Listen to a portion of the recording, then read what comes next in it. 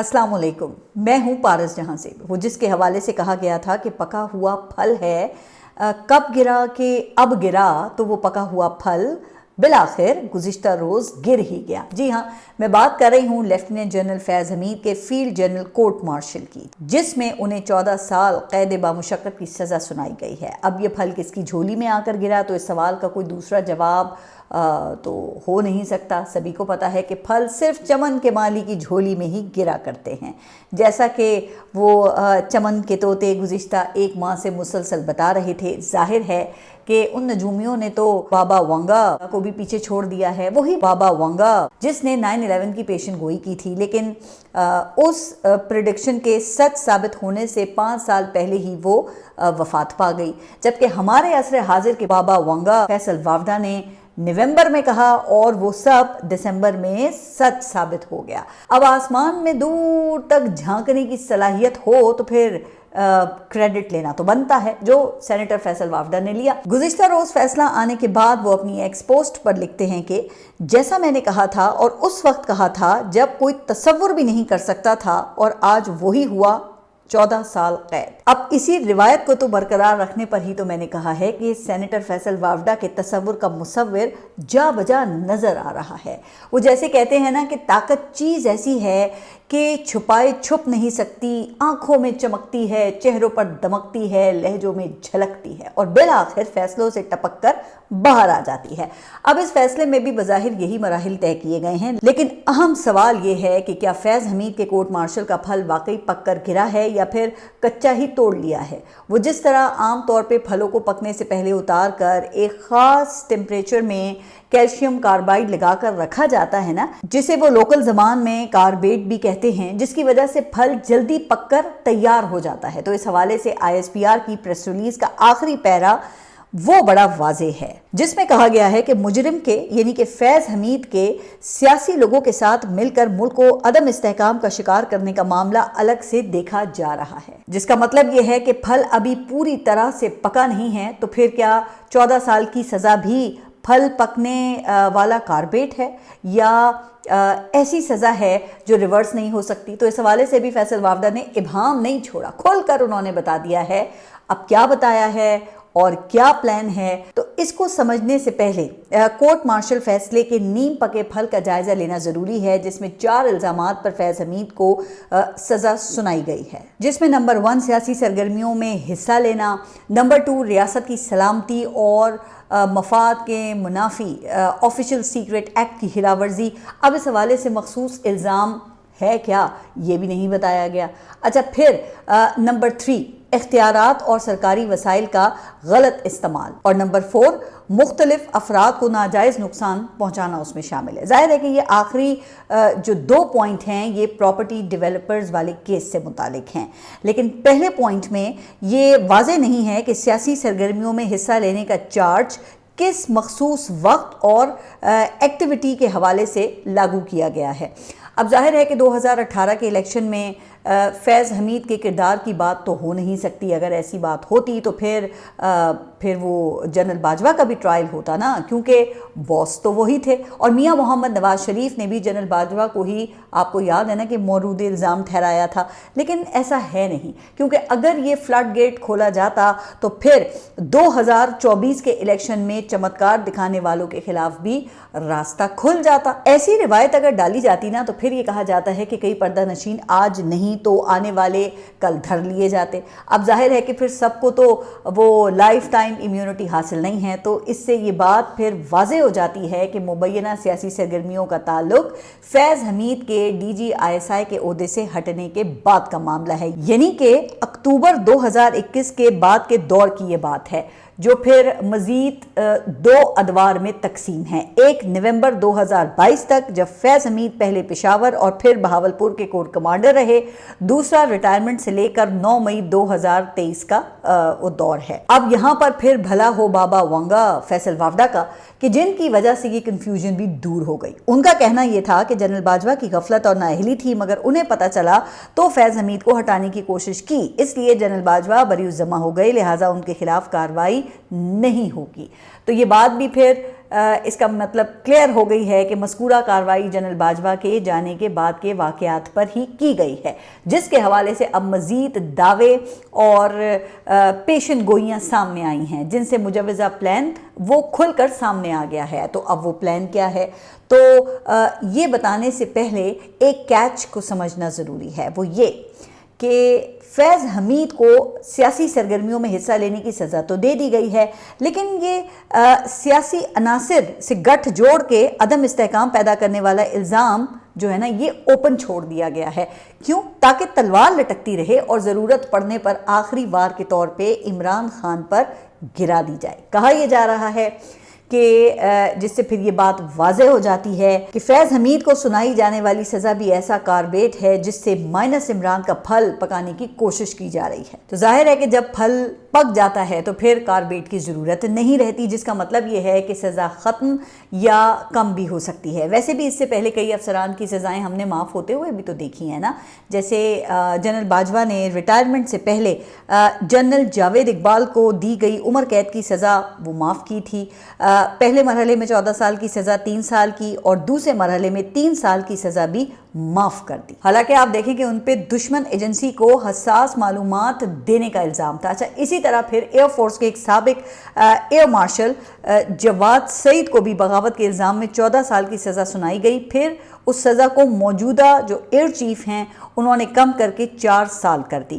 اچھا، اب یہاں انٹرسٹنگ بات یہ ہے کہ جواد سعید بھی ایئر چیف کی وہ دوڑ میں شامل تھے، ان پر بھی بغاوت کا الزام تھا۔ تو اس سے یہ واضح ہوتا ہے کہ 14 سال سزا کا ہرگز یہ مطلب نہیں ہے کہ بھئی یہ برقرار بھی رہے گی۔ چیف کے پاس اختیار ہے کہ وہ چاہے تو سزا کو کم بھی کر سکتا ہے اور یا بالکل ختم بھی کر دے۔ اچھا، جب میں یہ کہتی ہوں نا کہ مقصد عمران خان کے لیے بندوبست کرنا ہے، تو یہ میری طرف سے کوئی قیاس آرائی نہیں ہے۔ یہ تصور تو خود فیصل وافدہ نے پیش کیا ہے، جس میں وہ بتاتے ہیں کہ مصور اس تصویر میں اپنے متصور کو کس حال میں دیکھنا چاہتا ہے، یعنی کہ مصور کو فیض حمید کے روپ میں محسود محمود کی تلاش ہے، جو کسی زمانے میں ذوالفقار علی بھٹو کے کان، آنکھ اور ہاتھ ہوا کرتے تھے، جنہیں بھٹو نے اپنی بنائی ہوئی پیرا ملٹری فورس کا سربراہ لگایا تھا، اور پھر جنرل ضیاء الحق نے انہیں بھٹو کے خلاف سلطانی گواہ کے طور پہ استعمال کیا، جس کا نتیجہ بھٹو کی پھانسی کی صورت میں پھر ہمارے سامنے ہے۔ اچھا، اس حوالے سے سینیٹر فیصل وافدہ کا کہنا ہے کہ فیض حمید اب عمران خان کے خلاف گواہی دینے جا رہے ہیں، اور صرف گواہی ہی نہیں بلکہ شواہد بھی دیں گے، اور یہ کہ عمران خان 9 مئی کے شکنجے میں آئیں گے، چونکہ 9 مئی کے لیے فوجی تنصیبات کی تفصیلات فیض حمید نے دی تھیں۔ اب اس سے تو یہ ظاہر ہوتا ہے اور کہا بھی یہ جا رہا ہے کہ پھر بغاوت کے مقدمے کی تیاری ہو رہی ہے، جو ثابت ہو جائے تو پھر اس کی سزا عمر قید یا پھر سزائے موت ہے۔ اب اس سے ہم حتمی طور پہ دیکھیں، یہ تو نہیں کہہ سکتے کہ بھٹو کی طرح عمران خان سے بھی چھٹکارا پانے کا خدا نخواستہ ایسا ہی پلان ہے، لیکن مائنس عمران کے حوالے سے سرگرمیاں تیز تر ہوتی ہوئی دکھائی دے رہی ہیں، اس وقت نظر آ رہی ہیں۔ اس حوالے سے میں نے گزشتہ ایک ہائی وولٹیج پریشر کی بات کی تھی، جو پھر ڈی جی ISPR کے پریسر تک نقطۂ عروج کو پہنچ گیا، جس کے بعد حکومتی حلقوں میں ایک خاص پھر تحریک پیدا ہوئی۔ وہ ایک کرنٹ دوڑتا ہوا نظر آیا، جس کے اثر سے رانا ثناء اللہ، جو پہلے عمران خان کی جیل سہولیات کا جائزہ لینے کے لیے وہ پارلیمانی کمیٹی کی آفر کر رہے تھے، پھر اچانک کہنے لگے کہ عمران خان پر غداری کا مقدمہ بنانے کا امکان ہے۔ اسی طرح ایاز صادق، جو 3 دن پہلے تک عمران خان کی بہن سے ملاقات کا کریڈٹ لے رہے تھے، مذاکرات کے ڈول ڈال رہے تھے، پھر اچانک انہیں ایسا کرنٹ لگا کہ 40 قدم پیچھے ہٹ کر گرے۔ جیسے اکثر آپ وہ ٹام اینڈ جیری دیکھتے ہیں نا، جب ٹام کا پاؤں کسی 440 وولٹ کی تار پر پڑتا ہے تو وہ دور جا کر گرتا ہے، تو اب ایسی ہی حالت ایاز صادق کی ہے۔ موصوف فرماتے ہیں کہ 4 قدم مذاکرات کے لیے بڑھائے تھے، اب 40 قدم پیچھے ہٹ گیا ہوں۔ اچھا، پھر اچانک کچھ وزراء نے پریس کانفرنس کی اور کہا کہ عمران خان کی اڈیالہ جیل سے منتقلی پر غور ہو رہا ہے، اب مائنس عمران خان ہی پاکستان تحریک انصاف کی بقا کا آپشن بچا ہے۔ پھر اسی دوران پنجاب اسمبلی نے پاکستان تحریک انصاف پر پابندی اور عمران خان کے خلاف ملک دشمنی کے الزام میں ایکشن لینے کا مطالبہ بھی کر دیا۔ اب پتہ نہیں کہ یہ جو مطالبہ ہے وہ انہوں نے کس سے کیا ہے، کیونکہ جن کی حکومت ہوتی ہے وہ مطالبے نہیں کرتے، وہ تو ایکشن لیتے ہیں نا، جس کا مطلب یہ ہے کہ حکومت کے پاس پھر ایسی سیاسی طاقت نہیں ہے کہ عمران خان کے خلاف ایسا مقدمہ وہ خود سے چلا سکیں۔ اسی لیے پھر کہا جا رہا ہے کہ حکومت بھی انہی کی طرف دیکھ رہی ہے جہاں سے ہائی وولٹیج پریشر آ رہا ہے، لیکن کہا جاتا ہے کہ جنہوں نے ایکشن لینا ہے وہ حکومتی ترجیحات کے پابند نہیں، ان کی اپنی ترجیحات اور اپنی ہی ٹائم لائنز ہیں۔ شاید پھر یہی وجہ ہے کہ فیض حمید کورٹ مارشل فیصلے پر حکومت کا رد عمل بھی 3 in 1 قسم کا ہے۔ جی ہاں، اچھا 3 in 1 یعنی کہ سب سے اوپر ٹاپ کی جو لیڈرشپ ہے، آپ نے دیکھا کہ وہ ساری ابھی تک خاموش ہے۔ آپ یہ بھی دیکھ رہے ہیں کہ وزیر اعظم 2 دن کے بیرونی دورے پر وہ ترکمانستان روانہ ہو گئے ہیں۔ میاں محمد نواز شریف نے بھی ابھی تک کوئی ری ایکشن نہیں دیا اس پہ، جبکہ مریم نواز کا بھی براہ راست تو کوئی بیان سامنے نہیں آیا، ورنہ ایسے موقعوں پر مریم نواز اتنا انتظار وہ کہاں کرتی ہیں۔ تو لگتا یہ ہے کہ حکومت کی ٹاپ لیڈرشپ فیصل وافدہ کے فیصلے سے خوش نہیں ہے، جس میں انہوں نے جنرل باجوہ کو کلین چٹ دے دی ہے۔ اچھا، اس حوالے سے ابھی کچھ دن پہلے رانا ثناءاللہ نے تو یہ بھی کہہ دیا تھا کہ فیض حمید کے ٹرائل کا فیصلہ آنے والا ہے، لیکن یہ ٹرائل میاں صاحب کی توقعات کے مطابق نہیں ہے۔ شاید اسی لیے پھر خواجہ آصف کو گزشتہ روز میدان میں اتارا گیا، اور پھر خواجہ آصف کا کہنا یہ ہے کہ بلا شبہ 9 مئی پی ٹی آئی اور فیض حمید کا مشترکہ منصوبہ تھا، اور اس حوالے سے فیض حمید کے خلاف مزید مقدمے بنانے کی گنجائش ہے، یعنی کہ فیض حمید کے ذریعے عمران خان تک پہنچنے کا کام جاری رکھیں، لیکن کچھ جنرل باجوہ کے کاموں پر بھی نگاہ کریں جو خواجہ آصف کے بقول فیلڈ مارشل کی تعیناتی رکوانے کے لیے دباؤ ڈالتے رہے اور ساتھ دھمکیاں دیتے رہے۔ تو خواجہ آصف نے یہ باور کرانے کی کوشش بھی کی کہ جنرل باجوہ نے پہلے فیض حمید کو چیف بنوانے کی کوشش کی اور بعد میں دیگر نام وہ لائے۔ اب ظاہر ہے کہ ان باتوں سے کوئی فرق تو نہیں پڑتا، کہاں فیصل وافدہ کا فرمان کہ جنرل باجوہ بری الذمہ اور کہاں بیچارے وزیر دفاع کی خواہشات، لیکن خواہشات پر کسی کا زور کہاں چلتا ہے۔ اس لیے پھر تیسرے درجے میں طلال چودھری کے ذریعے ایک وش لسٹ پیش کی گئی جس میں ثاقب نثار کے احتساب کی امید ظاہر کی گئی، لیکن طلال چودھری کی بدقسمتی کہ فیصل وافدہ کی نظریں ثاقب نثار کے بجائے اطہر من اللہ پر ہیں۔ اچھا، اب یہ تو ہو گیا 3 in 1 والوں کا حال۔ اب دوسری طرف بلاول بھٹو وہ 2 in 1 پیکج لے کر گھوم رہے ہیں۔ ایک جانب عمران خان کے خلاف ایکشن کو مکافات عمل قرار دے رہے ہیں، تو دوسری جانب وہ نصیحت بھی فرما رہے ہیں، اور بلاول بھٹو کا کہنا یہ ہے کہ عمران خان اور فیض حمید دونوں اپنے وقت کے فرعون تھے، لہٰذا مکافات عمل سے گزر رہے ہیں، لیکن یہ فیصلہ پیغام ہے کہ آئندہ ایسی غلطیاں نہ کی جائیں۔ اب جناب پتہ نہیں کہ بلاول بھٹو کس غلطی کی طرف اشارہ کر رہے ہیں، چونکہ موجودہ حکمران جماعتوں کا فیض حمید پر بڑا الزام یہ رہا ہے کہ وہ عمران خان کی اپوزیشن کو مائنس کرنے میں لگے ہوئے تھے، نون لیگ اور پاکستان پیپلز پارٹی کے خلاف مقدمات بنواتے تھے، جبکہ دوسرا الزام یہ ہے کہ فیض حمید نے اپنے ادارے میں بھی مائنس فارمولا لگانے کی سازش کی۔ اب یقیناً بلاول بھٹو یہ دوسری غلطی نہ دہرانے کی بات کر رہے ہیں، ورنہ اگر ان کے نزدیک اپوزیشن کو طاقت کے بل پر مائنس کرنے کا عمل ناجائز ہوتا نا، تو آج وہ مائنس عمران خان کوششوں کی بھی مخالفت کرتے۔ تو جناب اب اس منافقت سے کام نہیں چلے گا، چونکہ آل ان ون میں انہیں نہ تو کسی 2 in 1 کی ضرورت ہے اور نہ ہی 3 in 1 کی۔ پھر آپ دیکھیں کہ کھل کر اون بھی نہیں کرتے اور ان کی ہاں میں ہاں بھی ملاتے ہیں۔ شاید اسی وجہ سے پھر ابھی یہ 2 دن پہلے اسد کیسر نے بلاول بھٹو سے پوچھ ہی لیا کہ بتائیے کہ خیبر پختونخوا میں گورنر راج کے معاملے پر آپ کا پارٹی موقف کیا ہے؟ تو اب اس کے جواب میں بھی بلاول بھٹو نے 2 in 1 موقف دیا۔ وہ کہتے ہیں کہ ہم سے نون لیگ نے گورنر راج پر کوئی بات نہیں کی، لیکن پاکستان تحریک انصاف خود ایسے حالات پیدا کر رہی ہے کہ وفاقی حکومت مجبور ہو کر سخت اقدامات لے۔ واہ کیا بات ہے بلاول کی۔ ویسے بلاول بھٹو نے اور کچھ کیا ہے یا نہیں کیا، لیکن لگتا یہ ہے کہ نظریہ ضرورت میں بہرحال ماسٹر کر لیا ہے۔ اب آپ دیکھ لیں کہ مائنس عمران خان کے لیے دونوں جماعتیں جو ہیں وہ اس وقت ایک پیج پر ہیں، اور انٹرسٹنگ بات یہ ہے کہ اس حوالے سے مسلم لیگ نون اور پاکستان پیپلز پارٹی کی جو دلیل ہے وہ بھی ایک ہی ہے۔ اب بلاول بھٹو اور رانا ثناءاللہ دونوں کا کہنا یہ ہے کہ عمران خان سیاست نہیں کر رہے، محاذ آرائی کر رہے ہیں۔ تو اب پتہ نہیں کہ عمران خان کے خلاف عدت جیسے گھٹیا کیس کر کے رانا ثناءاللہ کی حکومت نے वैसे कौन सी सियासत की है? ऐसे केसेस बनाकर सियासत की है या फिर रियासत की है? वो जैसे 90 की दिहाई में जब मियाँ साहब का दूसरा दौरे हुकूमत था तो एक जुमला आपको याद होगा कि काफ़ी मशहूर हुआ था कि वकील करने की क्या ज़रूरत है, जज कर लो। तो आज लगता यह है कि इन जमहूरों ने भी अच्छी तरह जान लिया है कि सियासी तौर पर मुकाबला करने की आखिर क्या ज़रूरत है जब रियासत ही उनके साथ है। शायद ये समझते हैं कि इमरान खान माइनस होने के बाद उनके इक़्तिदार का चैलेंज ख़त्म हो जाएगा और एक बार फिर उनकी बारियों का दौर शुरू हो जाएगा। लेकिन सीनियर सहाफ़ी हामिद मीर ने एक प्लान का इंकशाफ किया है और वो ये कहते हैं कि इमरान खान को माइनस करने के बाद मरियम नवाज़ और बिलावल भुट्टो का नंबर है, जो इस वक्त वज़ारत उज़्मा के उम्मीदवार बने बैठे हैं, लेकिन उन्हें भी माइनस किया जाएगा। अब सीनियर सहाफ़ी के मुताबिक अगर इमरान खान माइनस हो गया तो फिर माइनस ऑल होगा।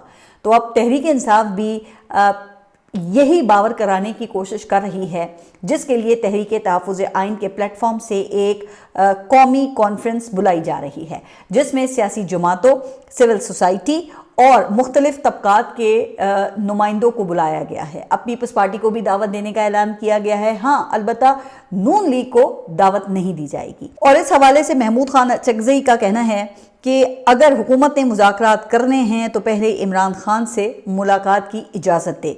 लेकिन वो जनाब क्या इजाज़त देंगे? अभी 2 दिन पहले इंसानी हुकूक के आलमी दिन के मौके पर इमरान खान की बहनों और दीगर ख़वातीन पर जो तशद्दुद हुआ है वो आपने देखा कि किसी को उस पर नदामत भी महसूस नहीं हुई। अलबत्ता इस वाक़े के बाद वज़ीर आज़म एक उलमा कन्वेंशन से खिताब कर रहे थे, जहाँ पर उनका कहना ये था कि कामयाबी जादू टोने से नहीं मेहनत से मिलती है। अब आप ज़रा अंदाज़ा करें कि ये गुफ्तगू मुल्क के वज़ीर आज़म की है, जो अपने मुखालिफ के खिलाफ सियासी दलील पेश करने के बजाय ये कैसे घिसे पिटे डायलॉग बोल रहे हैं।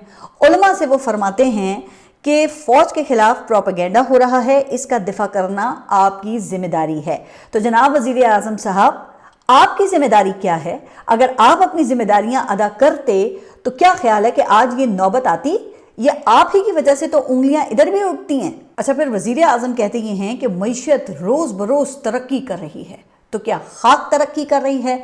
IMF ने जून तक महंगाई में 9% इजाफे का इम्कान जाहिर कर दिया है, जबकि पेट्रोल डीजल पर 2.5 रुपये फी लीटर डीलर मार्जिन में इजाफे का फैसला भी हो गया है। तकरीबन 100 रुपये फी लीटर पहले ही ये टैक्सेस की मद में ले रहे हैं। तो इतनी तौफीक नहीं हुई कि 2.5 रुपये इसमें से ही कम कर लेते, वो भी अवाम पर मुंतकिल करने हैं। इस सूरत हाल में इंडस्ट्रियलिस्ट वो अलग से परेशान है मुल्क में। अभी गुज़िश्ता रोज़ में फेडरेशन चैम्बर के नुमाइंदे और बिजनेस लीडर SM तनवीर की प्रेस कॉन्फ्रेंस सुन रही थी, तो जनाब वज़ीर आज़म शहबाज शरीफ साहब वो ये कह रहे थे कि महंगी बिजली की वजह से 140 टेक्सटाइल यूनिट और पेपर मिलें बंद हो चुकी हैं, जिसके बाइस एक्सपोर्ट कम और बेरोजगारी बढ़ रही है और हुकूमत 22 रुपये फी यूनिट बिजली के झूठे दावे कर रही है। अब पता नहीं कि वज़ीर आज़म साहब आप कौन सी तरक्की की बातें कर रहे हैं। बिजनेसमैन तो ये कह रहे हैं कि बंद कमरों के फैसलों ने मईशत को इस मुल्क की तबाह कर दिया है। वैसे ये कैसे इत्तेफाक की बात है ना कि यही इल्ज़ाम, बिल्कुल यही इल्ज़ाम खैबर पख्तूनख्वा के वज़ीर आला लगा रहे हैं कि बंद कमरों के फैसले आप हम पर ना थोपे। अब इस बात पर सुहेल आफरीदी तो ज़ेर अताब हैं, लेकिन मेरा नहीं ख्याल वैसे कि यही सलूक आप बिजनेसमैन से कर सकेंगे, क्योंकि जो लोग ये बातें कर रहे हैं ना उन्हें डायरेक्ट डायलिंग की सहूलत मैसर है। जो FBR को आपकी तरफ से दिया गया इख्तियार वो किसी और के ज़रिए ख़त्म करवाने की ताकत रखते हैं, लिहाजा उनकी चार्जशीट को आप हल्का ना लें। सियासी जनाजों को देर तक कोई कंधा नहीं देता। बाकी रह गया इंसानी हुकूक के हवाले से आलमी इमेज, तो उसकी हकीकत भी आपने देखा कि गुज़िश्ता रोज़ सामने आई गई, जब नॉर्वे के सफ़ीर वो सुप्रीम कोर्ट पहुंच गए, जहां पर ह्यूमन राइट्स एक्टिविस्ट ईमान मजारी के केस की समाअत हो रही थी। चूँकि आपकी हुकूमत उन्हें सज़ा देने की जल्दी में है और इल्ज़ाम ये है कि ईमान मजारी और उनके शौहर ने रियासत मुखालिफ ट्वीट किया है। अब आप अंदाज़ा करें कि जिन पर इल्ज़ाम है कि उनकी तरफ से ट्रायल कोर्ट में गवाहों पर जिरा सरकारी वकील के ज़रिए करवाई गई, जिसके खिलाफ मुल्ज़िमान एहतिजाजन وہ واک آؤٹ کر گئے، لیکن جناب ٹرائل جاری رہا۔ چونکہ ٹرائل مکمل کرنے کی جلدی تھی، جس کو روکنے کے لیے پھر ایمان مزاری نے سپریم کورٹ سے رجوع کیا، اور اس کیس کی گزشتہ روز سماعت ہوئی تو آبزرو کرنے کے لیے ناروے کے سفیر بھی پہنچ گئے، جس کا نتیجہ پھر یہ نکلا کہ سپریم کورٹ کے 3 رکنی بینچ نے ایمان مزاری کو ریلیف دے دیا، جس کے بعد پھر دفتر خارجہ نے ناروے کے سفیر کو طلب کر کے پھر اپنے تحفظات کا اظہار کیا کہ یہ سفارتی آداب کے خلاف ہے۔ لیکن جناب سوچنے کی بات تو یہ ہے نا کہ ایسا موقع آیا ہی کیوں؟ تو جناب تھوڑا اپنا امیج بھی تو ٹھیک کریں، اصولی مخالفت کے بدلے میں کم از کم کسی کو انسانی حقوق سے تو آپ محروم نہ کریں، ورنہ پھر اس طرح کی بیرونی مداخلت تو ہوگی۔ خیر آگے بڑھتے ہیں اور آخر میں کچھ بات کرتے ہیں امریکی امیگریشن سکیم کی، نئی امیگریشن سکیم کی، جس کو گولڈ کارڈ کا نام دیا گیا ہے۔ اب اس اسکیم کے تحت کم از کم $10 لاکھ کی ادائیگی پر درخواست گزاروں کو امریکہ میں تیز ترین مستقل رہائش اور شہریت دی جائے گی۔ صدر ٹرمپ کا کہنا ہے کہ یہ بنیادی طور پر گرین کارڈ ہی ہے، مگر اس سے کہیں بہتر، بہت زیادہ طاقتور اور مضبوط راستہ ہے جو مستقل قانونی رہائش اور پھر کچھ وقت کے بعد شہریت کا موقع فراہم کرتا ہے۔ اچھا، اب اس اسکیم سے امریکہ ظاہر ہے کہ 2 فائدے حاصل کرنا چاہتا ہے، ایک بہترین غیر ملکی ٹیلنٹ کو راغب کرنا اور دوسرا آمدنی کا حصول۔ اچھا، صدر ٹرمپ نے پیش گوئی کی ہے کہ اس پروگرام کے تحت اربوں ڈالر امریکی خزانے میں جمع ہوں گے۔ اب جناب اس سے عام پاکستانیوں کو تو کوئی فائدہ نہیں ہوگا، چونکہ اس کے لیے کم از کم $10 لاکھ چاہیے، جو کہ پاکستانی کرنسی میں تقریباً 28 کروڑ روپے بنتے ہیں۔ البتہ اشرافیہ کے لیے یہ ایک تیز ترین امیگریشن کا راستہ کھل گیا ہے۔ ویسے بھی ہماری ایلیٹ یہاں ریاستی وسائل سے خوب فیضیاب ہوتی ہے، اور پھر شہریت کے لیے یورپ اور امریکہ کو ہی ترجیح دیتے ہیں نا یہ، تو اب اس ایلیٹ کے لیے ایک اور چینل کھل گیا ہے، اور رہ گئے عام عوام تو ان کی حالت موجودہ حکومت کی شبانہ روز محنت سے مزید پتلی ہوتی جا رہی ہے۔ آپ اپنا خیال رکھیے، اور اگلے ولاگ تک کے لیے اللہ حافظ۔